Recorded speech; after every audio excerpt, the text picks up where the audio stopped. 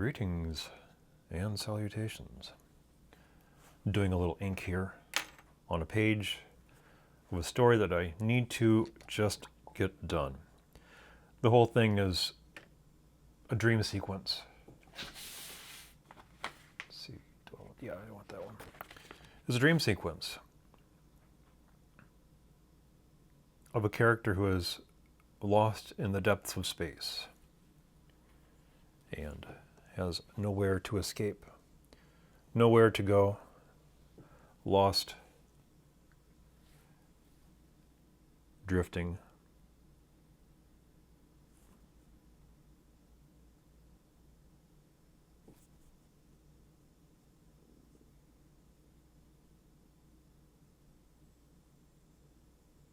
Using a Princeton VeloTouch 10-0 liner brush for the primary inks.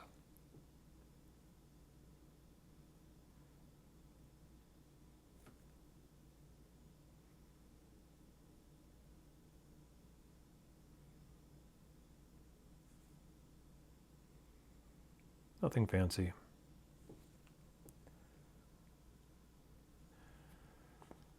It was one of those things I don't remember what I was doing. Working in a sketchbook.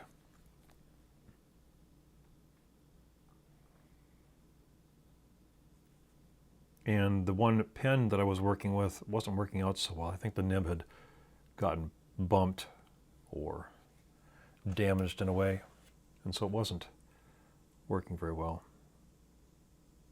And I had this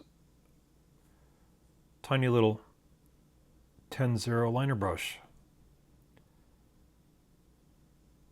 in with the drawing tools, so I figured, why not?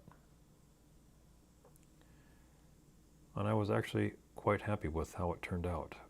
So I started to experiment a little bit with the notion of using a brush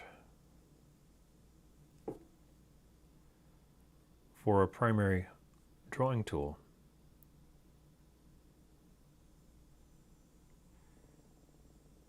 And over the course of time, a style starts to develop.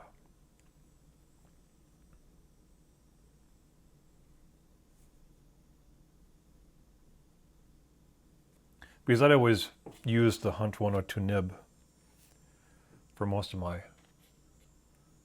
basic drawing.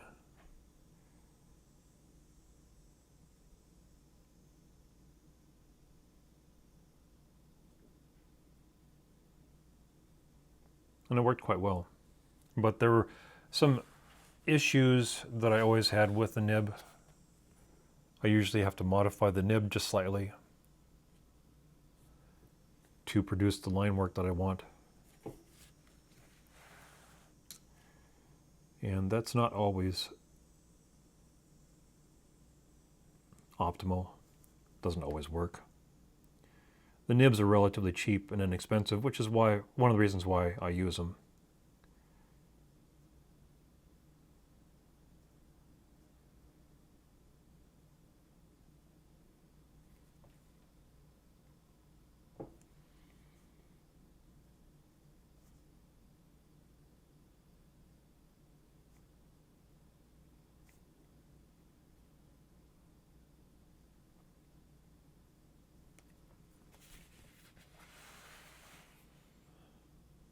But you get the idea of how a tool works.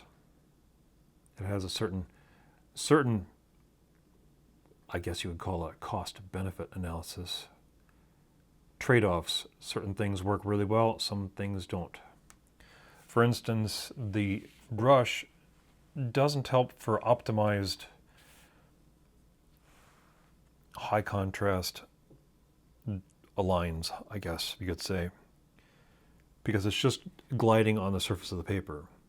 And that could be a problem because essentially the steel nib is tattooing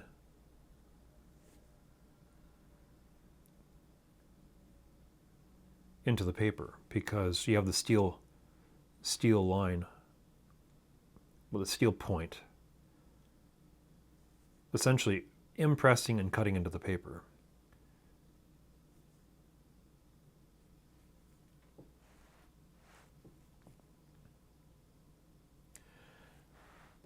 because if you look at all the cross-hatching here, under a really strong magnifying glass, you'll see a slight line under the line, a little trench that the steel point is cut into the paper. It's not like an X-Acto knife or a razor blade, but it's leaving an impression into the paper.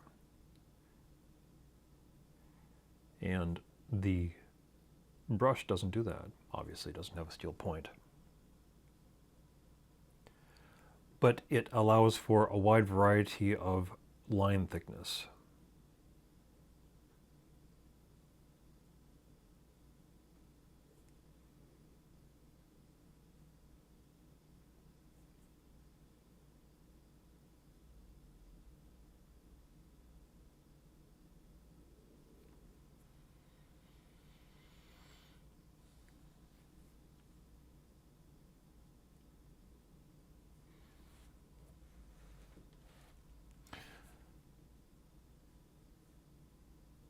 And it's developed, my style has changed quite a lot since using the brush. There are other reasons why the style has changed a little bit. Time is running short. I'm starting to develop gray hair. So you start having this nagging, you hear this tick, tick, tick in the back of your mind. The time is drawing short. So you have to hustle a little bit on the projects that you've let sit for too long because I got all the time in the world. Isn't that a load of bullshit? So you streamline and clarify the style a little bit. And the brushes kind of help to do that. As the great Salvador Dali would say, don't chase perfection, you'll never attain it. So there's that.